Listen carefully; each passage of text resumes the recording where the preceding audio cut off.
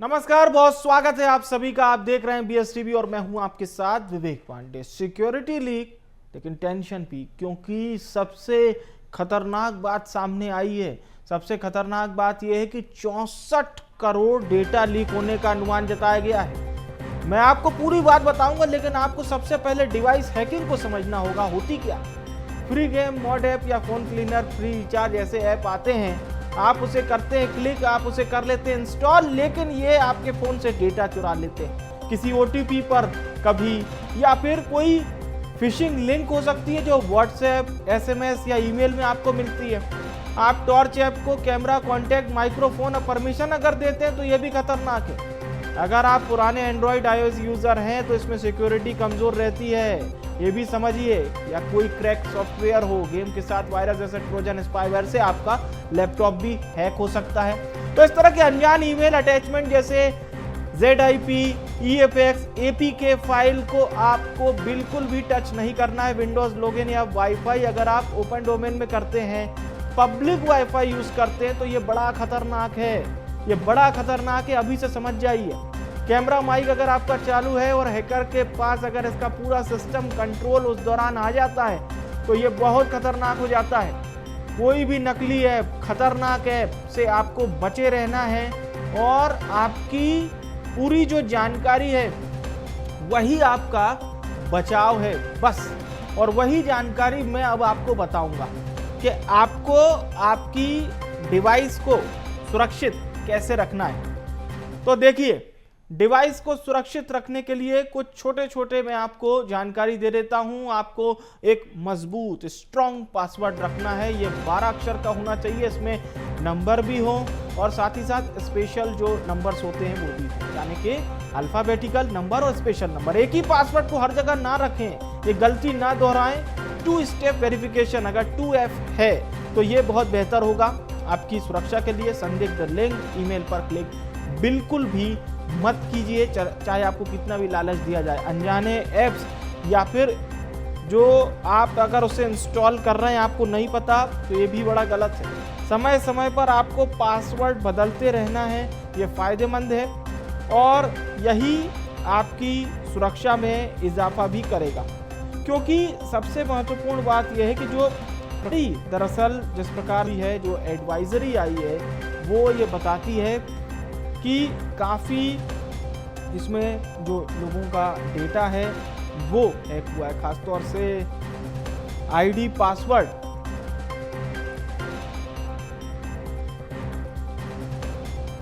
तो देखिए, ID, password को लेकर ये एडवाइजरी है, लेकिन आपको कैसे अपनी डिवाइस को सुरक्षित रखना है ये जानकारी हम आपको दे रहे हैं।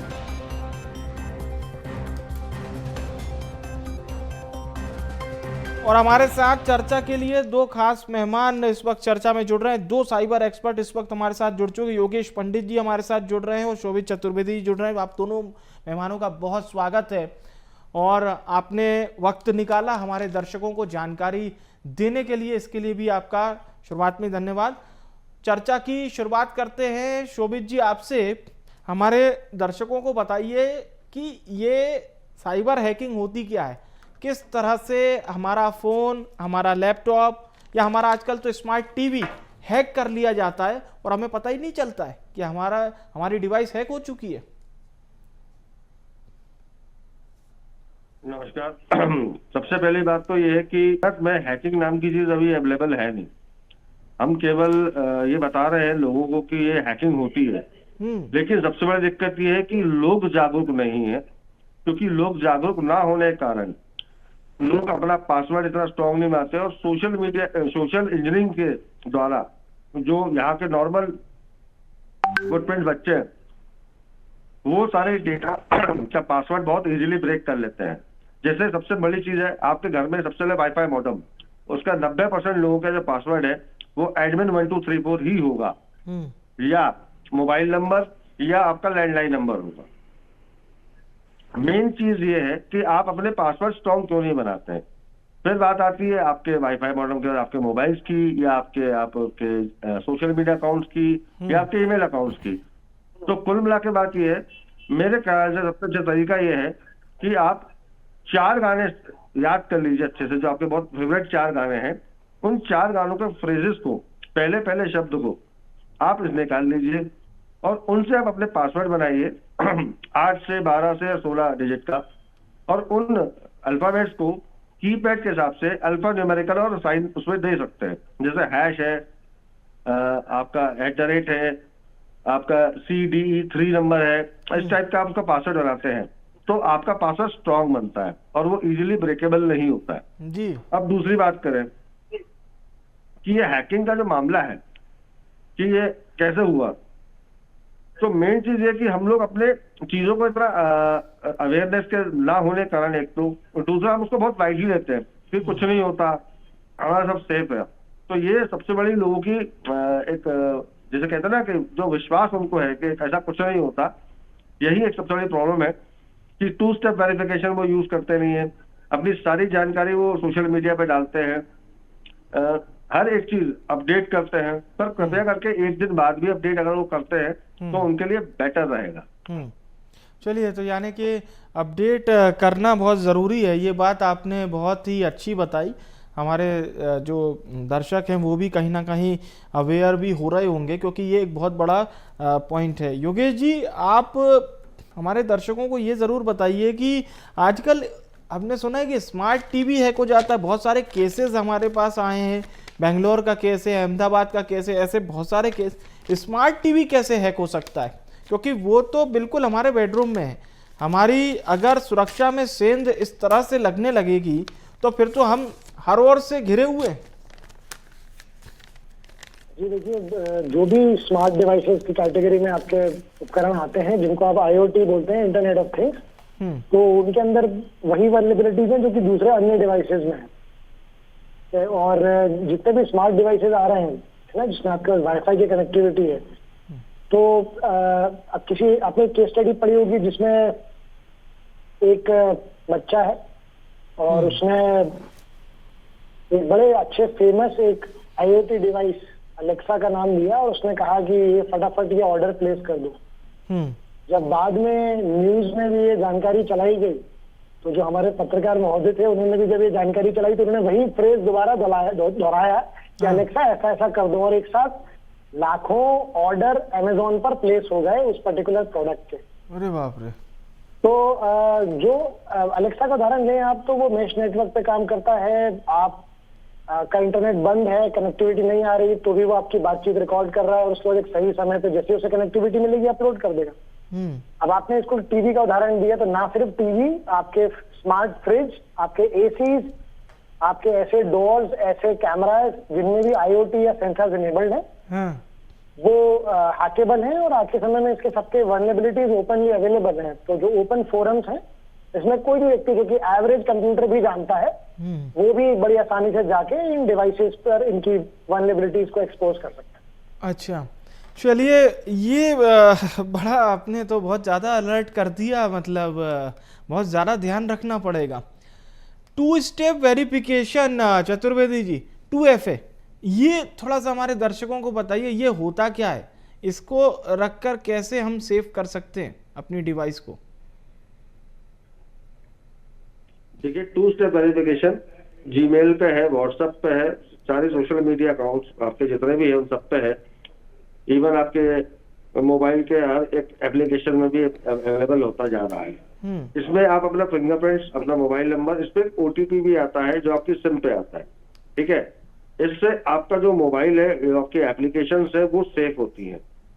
सबसे मेन चीज ये है कि आप अपने मोबाइल को अपडेट करिए, और ये 2 स्टेप वेरिफिकेशन अब आप एक पास की भी आती है, अगर आप पास की भी अगर आप रखते हैं तो भी आपके अकाउंट्स हैक होने की संभावना बहुत कम है। चलिए, ये समझा जा सकता है, लेकिन अभी जो शोभित जी अलर्ट जारी हुआ है वो है 64 करोड़ यूजर्स के लिए। जो जानकारी एडवाइजरी में आई है वो ये कहती है कि 64 करोड़ लोगों के ID, पासवर्ड, ये जानकारी हैकर्स तक पहुंच चुकी है और इसीलिए एडवाइजरी जारी की गई है। देखिए, जो एडवाइजरी जारी करी है तो ये बताया कि 63 करोड़ है, वो 64 या 63 करोड़ अकाउंट्स है जिनके ID, पासवर्ड आप आई बिन पॉन पे जो एक वेबसाइट है उस पर दी गई है, जो कि एक यूएस बेस्ड वेबसाइट है, उस पे आप चेक कर सकते हैं कि आपका आईडी पासवर्ड कहीं उस पे यूज तो नहीं है। लेकिन मेरा कहना यह है कि अगर अभी जो व्यक्ति, जितने व्यक्ति हैं अभी वो इस जिस न्यूज चैनल के थ्रू देख रहे हैं, क्या वो व्यक्ति सारे अपने अगर पासवर्ड बदल दें तो लगभग जितने भी मोबाइल यूजर्स हैं अगर अपने पासवर्ड बदलना शुरू करें, क्योंकि पासवर्ड लोग 6 महीने 7 साल भर बदलते नहीं है। जी, मैं डेटा बता देता हूं सर। 68 करोड़ डेटा है, 68 करोड़ इंटरनेट यूजर्स के ईमेल आईडी और पासवर्ड लीक होने की बात आई है। भावना है जो कि मिले हैं उनको, FBI को मिले हैं ये, तो ये उनको डाटा ब्रीच हुआ है, पर उसमें से कई म्यूल अकाउंट होंगे, कुछ उसमें फेक अकाउंट भी होंगे। पर हम ये कह रहे हैं कि जो लोग अभी इस समय अपने चैनल को देख रहे हैं, हमारे माध्यम से उन तक ये बात पहुंच रही है कि वो सभी लोग अगर अपने आईडी पासवर्ड जो बदलना शुरू करें, अपने पासवर्ड को बदलना शुरू करें, तो काफी हद तक आपके 2 स्टेप वेरिफिकेशन यूज करें तो आप उस चीज से बाहर हो जाएंगे कि अगर वो न्यूज सही है और वह जानकारी सही है कि जब इतने लोग के डाटा ब्रीच हुए हैं तो वहां तक वो लोग बच सकते हैं। चलिए, तो इस तरह से बच सकते हैं। और अगर मैं कहूं कि कुछ बहुत ज़्यादा सीनियर लोग होते हैं, वो मोबाइल यूज़र्स हैं लेकिन उतने फ्रेंडली नहीं है। कई बार ऐप आती है, उन पर लिखा रहता है प्रधानमंत्री आवास योजना का लाभ उठाने के लिए इस पर क्लिक करें, आपको इसका लाभ मिलेगा, वो फंस जाते हैं। ऐसे लोगों के लिए क्या सलाह है बच्चों से कि आप जब घर में रहते हो तो आप दरवाजा अंदर से बंद रखते हैं, या कहीं बाहर जाते हो दरवाजा बंद करके जाते हैं। इसी प्रकार से बुजुर्गों से और बच्चों से ये निवेदन है कि जब जरूरत हो तो ही इंटरनेट का इस्तेमाल करें, अन्यथा इंटरनेट को बंद करके रखें। ठीक है, क्योंकि इंटरनेट चालू और 24 घंटे आप रखते हैं तो देखिए मुफ्त में कुछ नहीं मिलता है। ऑनलाइन दुनिया में मुफ्त में केवल वायरस या कोई आपको ऐप भेजेगा या कोई लिंक भेजेगा जिससे वो आपको परेशान करे फिशिंग अटैक द्वारा। लेकिन अगर आपकी नेट बंद रहेगा तो उससे आपको ये फायदा है कि कम से कम आप जब नेट चालू करेंगे और उस चीज को सुकून से देखेंगे तो आप उस चीज से बचेंगे। क्योंकि देखिए जितने बुजुर्ग हैं, मैंने क्या कहा, यहाँ अवेयरनेस नहीं है, मार्केट में अवेयरनेस सबसे मेन चीज है, लोग अवेयर नहीं है। ठीक है योगेश जी, अब यही समझना है कि ये फिशिंग के कौन कौन से नए तरीके सामने आ रहे हैं जो लोगों को पता भी नहीं चलता और वो साइबर ठगी के शिकार हो जाते हैं। जी, एक तो बहुत अच्छा कॉमन है, आपने बहुत अच्छी बात रखी विवेक जी। अभी भी जो अटैक्स हैं वो लगभग 85-90% लगभग जो अटैक्स हैं वो आज भी फिशिंग से हो रहे हैं। अगर व्यक्ति जैसे शोभित जी ने भी बात करी कि अगर लोग अवेयर नहीं है, ठीक है, आज भी अगर वो स्ट्रॉन्ग पासवर्ड यूज नहीं कर रहे हैं और आज भी अनजाने लिंक्स पर क्लिक कर रहे हैं तो ये बड़ा चिंता का विषय है। दूसरी चीज क्या आपने कहा कैसे हो सकते हैं, तो न्यू एज में आर्टिफिशियल इंटेलिजेंस के माध्यम से यूआरएल्स को और ज्यादा बदलाव किए जा रहे हैं इसमें। अब ये संभव है कि आपने एक बार जिक्र किया अभी कि जो फेक एपीके बन रहे हैं, जैसे कि मैरिज इन्विटेशन के नाम पे हो गए, किसी सरकारी आदेश के नाम पे हो गए, तो इस एपीके पर अगर आप क्लिक कर देते हैं तो आपका फोन जो है वो मुझे लगता है 5 से 6 मिनट के अंदर रिमोटली कोई भी इसे कंट्रोल कर सकता है। तो इसके लिए कुछ बहुत बेसिक चीजें हैं, बेसिक स्टेप्स हैं जिसको अगर आप फॉलो करेंगे तो मुझे लगता है लगभग 80% आप बच जाएंगे। जी, पहला तो ये है कि आप जो भी एप्लीकेशन आप यूज कर रहे हैं, उदाहरण के रूप में आप किसी भी एक सोशल मीडिया ऐप या किसी भी ऐसी ऐप का नाम ले सकते हैं जो कि लोग ज्यादा इस्तेमाल कर रहे हैं। मैं जनरली किसी ऐप का नाम नहीं लेना चाहता हूँ क्योंकि हम लोग अन्य मैटर्स में भी नहीं लेते हैं। तो आप किसी भी ऐप का इस्तेमाल कर रहे हैं उसमें आप सेटिंग्स पे जाएं, सेटिंग्स में आपको स्टोरेज एंड डेटा का ऑप्शन दिखाएगा। स्टोरेज एंड डेटा में आप स्टोरेज एंड डेटा, जी जी, आप अगर RTI ऐप का उदाहरण लें या किसी अन्य एप्लीकेशन जो प्रचलित ऐप है उनका आप उदाहरण लें, तो दोनों ऐप्स में आपको बिल्कुल स्टोरेज एंड डेटा, और जो भी हमारे दर्शक भी इस वक्त ये कार्यक्रम देख रहे हो वो यूज भी कर सकते हैं। जी योगेश जी बताइए। हाँ, दिखाएगा कि आप क्या क्या डाउनलोड कर सकते हैं। ज्यादातर लोगों ने ऑप्शन चयनित किया होता है कि मैं जब डेटा से कनेक्टेड हूं तो मैं सिर्फ इमेजेस डाउनलोड कर पाऊं, जब वाईफाई से कनेक्टेड हूं तो सब कुछ ऑटोमेटिकली डाउनलोड हो जाए। तो भैया क्यों हो जाए, इसलिए आप इन सारी चीजों का आप ऑफ कर लें, आपके फोन में फालतू फूल पत्ती भी कम आएंगे और आप अनजाने में कोई भी ऐसे एप्लीकेशन ऑटोमेटिकली डाउनलोड भी नहीं होंगी। कोई ऐसे PDF और ऐसे मेलिशियस एप्लीकेशन डाउनलोड ही होंगी। निरंतर मध्य प्रदेश शासन इसके लिए एडवाइजरी जारी कर रहा है, होम डिपार्टमेंट भी कर रहा है और सर्ट भी कर रहा है। तो इन एडवाइजरीज को जो ऑफिशियल डिपार्टमेंट्स तक तो पहुंचता है, लेकिन इस तरह के कार्यक्रम बहुत महत्वपूर्ण है क्योंकि मीडिया एक बहुत बड़ा पिलर होता है इस तरह की जागरूक जानकारी पहुंचाने के लिए। तो आपके माध्यम से जानकारी वहां पहुंच रही है। तो दूसरा आप क्या कर सकते हैं, अकाउंट्स में जाके 2 स्टेप, वो तो आपको बताया गया अन्य हमारे एक्सपर्ट के द्वारा, 2 स्टेप वेरिफिकेशन चालू करें। और दूसरा एक और ऑप्शन है हमारा प्रिवेसी का, निजता का। प्रिवेसी के ऑप्शन में जाके आप जो अनजान कॉल्स हैं इसके ऑप्शन को आप जरूर ब्लॉक करें। डिजिटल अरेस्ट के मैटर लगभग 80-90% तक के प्रकरण लगभग खत्म हो जाएंगे अगर आप प्रिवेसी में जाके कॉल्स के ऑप्शन में अनजान कॉलर्स को ब्लॉक करते हैं। तो कोई आपको एकदम से वीडियो कॉल नहीं कर सकता, ऑडियो कॉल नहीं कर सकता, SMS कर सकता है, नॉर्मल कॉल कर सकता है, व्हाट्सएप पे मैसेज कर सकता है। जरूरी होगा तो वो आपसे संपर्क करेगा, नहीं तो उसके कॉल ब्लॉक हो जाएंगे। मैं दोहरा देता हूँ 3 ऑप्शन। पहला जो हमारे एक्सपर्ट ने आपको बताया, आप अकाउंट में जाइए, 2 स्टेप वेरिफिकेशन चालू करिए। दूसरा प्रिवेसी में जाइए, कॉल्स अननोन कॉल्स को ब्लॉक करिए। और तीसरा data and storage and data में जाइए और सारी चीजों को ऑटोमेटिकली डाउनलोड करने के लिए ऑफ कर लीजिए। बिल्कुल, ये 3 चीज अगर आप करेंगे तो लगभग काफी सुरक्षित आप हो जाएंगे। चलिए, ये तो बहुत अच्छा आप दोनों लोगों ने ये मतलब जितनी भी बातें बताई है, अगर इसको याद रख लिया जाए, समझ लिया जाए, तो मुझे लगता है कि हम 95% से ज़्यादा साइबर ठगी रोक सकते हैं सीधे तौर पर, अगर आप दोनों को थोड़ी देर तक सुन लिया जाए तो। जैसे वो होता है ना कि एक मनपसंद का गाना लगा लेना, तो ये समझ लीजिए कि आपकी सुरक्षा का गाना है भाई। योगेश जी और शोभित जी को अगर आप सुनते हैं तो शोभित जी, सीनियर सिटीजन्स की बात हो गई, इन्हें फंसाना बड़ा आसान होता है और ये फिशिंग के बड़े शिकार भी होते हैं, इन्हें भावनाओं में, या फिर जो लेडीज़ होती हैं। लेकिन हम अभी ये भी देख रहे हैं जो टीनेज के जो लड़के हैं, लड़कियां हैं, ये भी ठगी का शिकार हो रहे हैं। लालच है, बहुत सारी चीज़ें, इन्हें जानकारी तो होती है, फिर कैसे ये फिशिंग के शिकार में आ जाते हैं। देखिए, बहुत अच्छी सी कहावत है, लालच बुरी बला है। और दूसरी चीज है कि हम भारतीयों को एक बड़ी पुरानी आदत लग गई है, मुफ्त में जो मिल जाए जैसे वेब सीरीज मुफ्त में मिल जाए, पिक्चर फ्री में मिल जाए, गाने फ्री में मिल जाए, किताबें फ्री में मिल जाए, या पढ़ने को फ्री में मिल जाए, गेम्स फ्री में मिल जाए। तो ये जो फ्री वाली आदत है, इसको अगर को बदलना पड़ेगा, क्योंकि ऑनलाइन फ्री में कुछ नहीं मिलता है। तो ये एक जाल है जिसमें फंसे जाएंगे और कहीं ना कहीं अपना डेटा, अपने मोबाइल की जानकारियां सामने वाले को दे देंगे। अब लेकिन देखिए, इसमें एक चीज और है कि जो यंगस्टर्स होते हैं जिनके पास जानकारी, तो वो कहते हैं कि भाई हम जेनजी, हमें बहुत जानकारी है, बहुत कुछ हमें पता है, लेकिन फिर भी इनके साथ ही ठगी के केसेस बहुत आ रहे हैं। डेटा भी बताता है कि पिछले समय में ठगी के केसेस में बहुत बड़ा इजाफा जिनमें हुआ, उसमें टीनेज भी शामिल है। साहब, आप एक चीज, बहुत पुरानी कहावत है कि सबसे अच्छा तैराक ही पानी में डूब के मरता है।